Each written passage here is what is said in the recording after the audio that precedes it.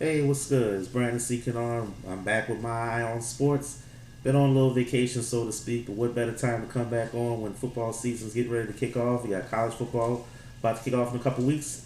NFL preseason start, and it'll be no the matter of time when the regular season starts. So I figure let's go ahead and do a little preview edition of my eye on sports for college and the NFL, and let's get right into it. For college, I'm just basically going to give you my four picks for the playoffs that's going to come this coming January, and they go as follows. I have Ohio State finishing number one. I think they're the most talented team in the nation, and I think if they can get over the adversity that they're going to face at some point in the season, they'll definitely overcome whatever's thrown at them, and they'll finish number one. They have an embarrassment at riches at the quarterback position, whether it's J.T. Barrett or Cordell Jones, Braxton Miller. He's going to convert to H-back. But Ohio State's just so talented, and I think at the end of the day, they'll be the number one team in the nation again. TCU, they definitely have the best offense. I have them at number two. They can pretty much outscore anybody, whether you like it or not. They're definitely going to be a team to be reckoned with. The only question with TCU is going to be their defense. Will the defense be at least average, middle of the pack to help TCU balance things out and avoid having any type of letdowns against other teams in the country that can score? Baylor comes to mind. Baylor upset TCU last year and really upset their bid to making the playoffs. So this year, I think they're going to come back stronger. And if they can avoid any letdowns, I definitely think they'll be number two and definitely a viable threat for the national championship. Number three, I have Alabama. I think Alabama's reloaded. I think they had a good recruiting class. And I think Nick Saban's definitely going to be motivated to get this team back into the conversation of winning national championships. The way last season ended definitely left a bad taste in his mouth. And I definitely think he'll be extra motivated. The team will be extra motivated. And they'll get back to their winning ways. Won't be easy. Of course, the SEC is still the toughest conference in college football, despite the fact that they may not have produced the last few national champions. They still have the toughest conference, and I don't think anything will change there. Number four is my sleeper team. I'm going with Clemson. I think Clemson's ready to kick down the door and definitely make a case for themselves of being a top team in the nation. Their schedule, yes, they have Florida State, they have Notre Dame on the schedule, two teams that definitely look to contend, but both of those games are going to be at home. And I think if Clemson can take it 1 week at a time and rise to the occasion, I think the time has come for Clemson to finally get back into the national championship hunt. Their defense is definitely still going to be one of the better defenses in the nation. They did lose some talent in the draft, but they definitely have some good players returning, and that's my sleeper team. I think if they can get it done, they'll definitely make me look good. Of course, there are going to be other teams in the conversation. You have Michigan State, USC, Notre Dame, and Florida State, like I mentioned earlier. They're definitely going to be in the conversation. They're definitely going to make the college football season very exciting and scintillating. A lot of people want to know about LSU. A lot of local heads around here ask me what I think about LSU. Well, LSU, they're still going to have the same issue, and that's the quarterback position. Brandon Harris, Anthony Jennings, one of these two guys have got to step up. Last year, they definitely basically just falled away any little chances that LSU had to take the SEC. And if they're going to upset Alabama or Auburn or whoever may come out of the SEC, they're definitely going to have to get better play out of the quarterback position. Leonard Fournette and the running game for LSU figures to be there again. The defense always usually strong under Les Miles. But if LSU wants to truly be the top team in the SEC, they're going to have to get better play from the quarterback position. There are no outs on that one. There are no ifs, ands, or buts about that. They're going to have to get better play. So whether it's Anthony Jennings, Brandon Harris, they've got to pick up their play, or LSU's looking at another whole hum 8-9 win season. Yeah, they'll make it to a bowl game, but likely play against a team that's going to shut the running game down and force the quarterback to beat them. And if the quarterback can't do it, it'll be another disappointing finish for the LSU Tigers. It's just the way I see it. All right, let's jump into the NFL. Basically, I'm going to go division by division. I'm going to start off with the AFC East. Now, the team that's definitely made the most noise in terms of football-related moves were the Miami Dolphins. They acquired Ndamukong Suh. He figures to make an immediate impact on the defense, and I definitely think that's going to be the case. Ryan Tannehill has elevated his play the last few years, and you can make the argument that he's brought himself into maybe even the second tier of quarterbacks in the NFL. But if Ryan Tannehill and the Dolphins are going to make a play as far as the playoffs are concerned, they're definitely going to need a running game. This is something that's eluded the Dolphins the last few years. Probably one of the bigger reasons why they have failed to make the playoffs. All the teams in the all the other teams in the AFC East are capable of running the ball, and if the Dolphins aren't able to do that, they're going to find themselves falling just a little bit short of their goal of making the playoffs. All right, the New York Jets, they suffered a setback by having their quarterback Geno Smith get punched out by a second round player that I'll mention later.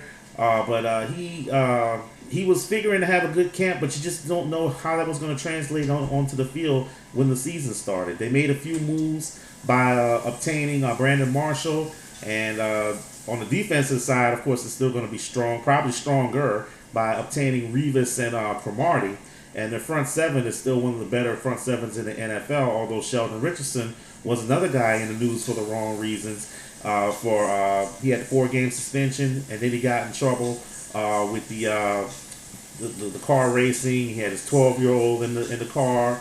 There were weapons found. Just a bad situation there for the Jets. And with the quarterback position in flux now, I don't know if they're going to be able to score enough to really contend. They'll definitely make some noise in the division. They'll definitely make the division interesting. But as far as winning the division, making the playoffs, I don't think they're going to quite make it. Of course, Geno Smith's got a little bit of growing up to do. There may be maturity issues with him, just like it was said when he was first drafted. The Buffalo Bills, hey, they're a team similar to the Jets. They're almost mirror images of each other. Rex Ryan was the coach for the Jets. Now he's with the Bills. He made headlines by taking that same guy that punched out Geno Smith, who I thought may have ended his career. But Rex Ryan knew him from last year, decided to give him a chance, picked him up, and put him on the Buffalo Bills roster. Now, the one thing that may separate the Bills from the Jets is the fact that they went out and they got LaShawn McCoy in a trade. Now, the only problem is LaShawn McCoy hasn't proven to be the type of back that Rex Ryan wants in terms of ground and pound. And as of right now, as far as the running back position goes, they're dealing with a lot of injuries there. And LaShawn McCoy just recently hurt his hamstring. So the question becomes, can LaShawn McCoy be the back that Rex Ryan so desperately needs? Because as far as the quarterback position goes, he just does not have it. Unfortunately, E.J. Manuel hasn't panned out. Tyrod Taylor and other guys, they're there in camp as well. But there has not been a guy that has solidified the number one quarterback position there. And again, if you don't have a quarterback, there's only so much that you can do in the NFL. Yes, Buffalo's defense definitely will be one of the top defenses in the NFL. But with the quarterback position being such a question mark, the Bills are going to have trouble scoring points. You're going to see a lot of 13-10 games, a lot of 13-7 games. And unfortunately for the Bills, they're probably going to be on the wrong side of the score more times than not. As far as the top team in the division it goes and has been, it's been the New England Patriots. I don't see much reason for that to change, despite the biggest saga going on with the NFL with Deflategate and Tom Brady. Whether or not he misses any games, and right now that's still up in the air as this whole situation is now going to court, and the judge wants the NFL and Tom Brady to work this out, but we just don't know how that's going to pan out. But whether Tom Brady misses games or not, I still think the Patriots are going to be the best team in the division. They have the best quarterback and the best coach, arguably, in Bill Belichick. And when it's all said and done, I think the Patriots, again, will be the top team in the AFC East. Although it may be a closer race because these other teams in the division have gotten better. But I think when it's all said and done, when the dust settles, I think the Patriots will once again be the top team in the AFC East. So I have the Patriots finishing first. I have the Dolphins finishing second, the Bills third, and the Jets fourth. All right, moving on to the AFC West. You figure this may be another ho-hum division with the Broncos being the top team. Peyton Manning's back for another year. Gary Kubiak's now the head coach. So with Gary Kubiak comes a more balanced attack. definitely a situation where he's going to want to run the ball, establish a running game, and then allow the play action fake for Peyton Manning to get the ball downfield to one of the biggest and best wide receivers in the game, Demaryius Thomas, who the Broncos were able to sign long term, keep him happy, and I definitely think the Broncos will again have one of the better offenses in the league. C.J. Anderson really stepped out of the gate last year, and I definitely think he'll be the guy leading the running attack for the Broncos, which will definitely help their defense. There's not much to say about the Broncos. I think they'll definitely slide their way to another 11-12 win season, and they'll definitely be in the playoffs. Now, a team that's definitely frustrated a lot of fans and been frustrating as an NFL team altogether has been the San Diego Chargers. On paper, this has got to be one of the better teams in the NFL, although they just seem to have a problem finishing, putting it all together. Will this finally be the year where Phillip Rivers can definitely get this team, put this team on his shoulders, and get this team going in the right direction? They did make a change at the running back position. Melvin Gordon's now the new lead dog there. They let Ryan Matthews go. And, San Diego definitely has the weapons. And, they're going to have to overcome the loss of Antonio Gates, who's going to be out 4 games due to suspension. And San Diego's defense has definitely been kind of one of those middle-of-the-pack defenses that, at times they look like a top defense, and other times they look a little inferior out there. But, again, could this finally be the year where the Chargers put it all together? They definitely have the talent. It'll bear watching to see how their season for 2015 goes.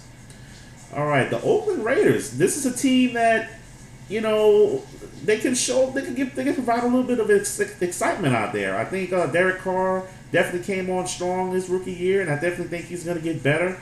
One of the bigger questions is going to be, does he get more weapons to throw to?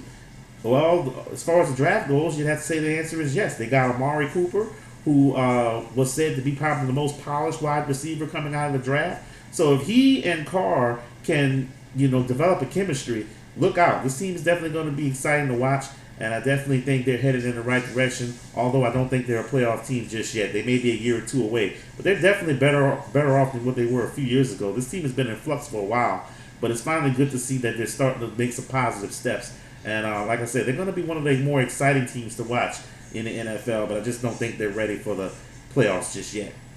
And what are the Kansas City Chiefs? This is a team last year. They didn't even get a touchdown to a wide receiver last year. They'll probably change this year with the addition of Jeremy Maclin via free agency. But, with Kansas City, you don't have much to question as far as the defense goes. Justin Houston leads an impressive pass rushing attack. Eric Berry figures to return from the Kansas situation that he dealt with last year. Happy to hear that he should be on his way back. But the question with Kansas City is going to be Jamal Charles. This team rises or falls with Jamal Charles. And, with Jeremy Maclin being there, that's great for them, but there's only so much that he's going to be able to do. This team is still going to rely on Jamal Charles to get the bulk of their big plays. And if Jamal Charles can't stay healthy for a full 16-game season, it's definitely going to be troublesome because Alex Smith is not the kind of quarterback that can carry a team. He doesn't put up gaudy numbers. And even with Andy Reid there as the coach, Alex Smith is not the kind of guy that's going to get you big numbers. He's not the kind of guy that you want to get in a passing duel with some of these better teams in the NFL. So Jamal Charles is definitely going to be the key there. As far as how I see this division playing out, I have Denver first, I have the Chargers second, I have the Chiefs third, and I have the Raiders fourth. All right, the AFC North. The AFC North has been a division that's kind of had their share of different teams that win the division year after year. But one team that has definitely not been at the top lately has been the Cleveland Browns. I don't expect much to change there. Basically, the Johnny Manziel love fest kind of has quieted down after a disappointing rookie season. He got to play a few games, did not look impressive at all. Went into rehab over the offseason, and he isn't even penciled to be the starter. That's going to be for Josh McCown. I don't expect much from this team on the offensive end. Manziel will probably get some playing time towards the end of the season once the Browns are officially eliminated from the playoffs. And despite the fact that their defense is top-notch, I don't see Cleveland making a lot of noise. It seems like they're going to probably take a step or two backwards. There just seems to be something blocking this team from really making traction. And whether or not that you can blame that on the situation with Gordon or is it management, I don't know. But the Browns don't figure to do much. I don't think anything's going to change there. The Baltimore Ravens, they're led by Joe Flacco. He's definitely been impressive ever since he took the Ravens to the Super Bowl a few years ago. He got his big contract, and he's definitely earning it out there, winging that football around all over the field.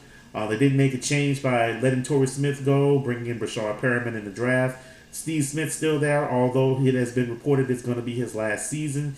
You do wonder if Father Time's going to catch up with him. How much can he still provide out there? But he is a competitor. He's going to give it his all.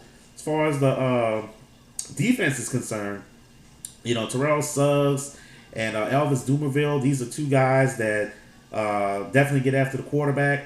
You just wonder, with the division being the way it is, they've gotten lucky winning a few nail biters here and there, and with the changes that they've had on offense, will that put too much pressure on the defense? And they lost Haloti Ngata. How much can this defense continue to support this offense if the offense takes a step back? That's going to be an interesting situation there. Baltimore can definitely still contend for the playoffs, but they're going to have to definitely contend with some tough teams in the AFC to do so. They'll definitely bear watching. The Pittsburgh Steelers, when you're talking about offense, this team has definitely been the team that's definitely put up the numbers. Ben Roethlisberger is arguably proven to be a top-tier quarterback, and he definitely had a wide receiver by the name of Antonio Brown emerge, and he is definitely a top-notch receiver, big play receiver, a guy that you definitely want to get the ball in his hands as much as possible. And he definitely had a super season last year, and I see him following it up with another super season this year. The Steelers are going to have to contend with the loss of Le'Veon Bell for at least 2 games due to suspension. I definitely think they'll be able to withstand that. Ben Roethlisberger is definitely capable of doing that. But the question, of course, with the Steelers is going to be their defense. Dick LeBeau's gone. They're going to have a new defensive coordinator. Troy Polamalu's gone. Where is this team going to get the pass rush? And can this team get turnovers so they can get the ball back to their potent offense? If they can do that, Pittsburgh, the sky's the limit. If they can't do it, it's going to put a lot of pressure on Roethlisberger and that offense. And even though they can answer the bell, is that enough to lead them to the top of the AFC North? It's going to be tough, but we'll have to see. The Steelers are definitely a team that has been known to reload, and if the time was to come now, that would be the time for it to happen. The Cincinnati Bengals, Andy Dalton's definitely dealt with his fair share of criticism, but the numbers have been there for him in the regular season. It's the playoffs where he's fallen short. And there's no reason to believe that this team can't get back to the playoffs when you think about the fact that they have a very solid running game. Jeremy Hill had a really great rookie season. He's definitely established himself as the number 1 running back there. AJ Green is definitely an upper echelon receiver, big play threat.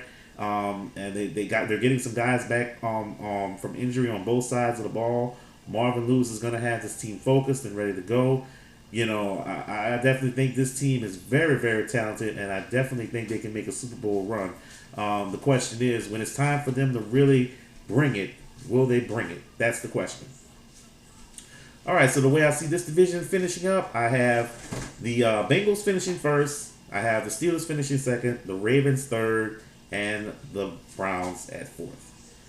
As far as the AFC South goes, hey, it's a whole hum division. The Jaguars, the Titans, they're definitely trying to come back and be relevant in the division.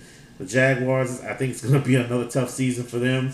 The Titans, the Marcus Mariota era is beginning, but he's a rookie. He doesn't have much around him. It's definitely going to be tough for the Titans to get back into this race.